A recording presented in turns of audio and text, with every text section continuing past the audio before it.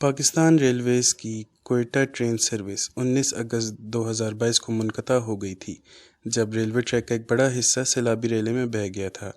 کل پاکستان ریلویز کی جانب سے فی الوقت کوئٹہ چمن ٹرین سروس کو بحال کر دیا گیا ہے، جبکہ بلوچستان کے پاکستان کے دوسرے حصوں سے ریلوے رابطہ تاحال منقطع ہے، کیونکہ قدیم زمانہ کا ریلوے برج جو کہ بولان میں واقع ہے تاحال بحال نہیں کیا جا سکا ہے۔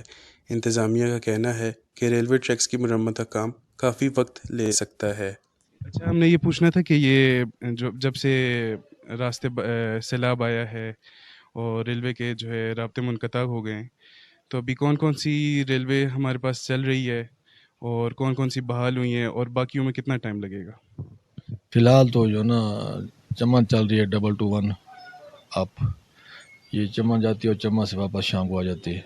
اس کے علاوہ جو مین لائن کی گاڑیاں ہیں وہ ہماری 21/7 سے بند ہے۔ تو آپ کیا سمجھتے ہیں اس میں کتنا ٹائم مزید لگ سکتا ہے؟ انتظامیہ کیا کہتی ہے؟ 3 مہینے کا انہوں نے کنٹیکٹ کیا ہے ہمارے ساتھ NLC والوں نے، دسمبر تک، تو انشاءاللہ دسمبر کے بعد سٹارٹ ہو جائے گی بڑی گاڑی۔ جیسا کہ ہم نے انتظامیہ سے جانا ہے کہ فی الوقت صرف کوئٹہ ٹو چمن ریل سروس بحال کر دی گئی ہے، باقی تمام گاڑیاں تاحال بند کھڑی ہیں۔ اس میں دسمبر تک کا وقت لگ سکتا ہے۔ رپورٹر محمد بلال کے ساتھ وش نیوز، کوئٹہ۔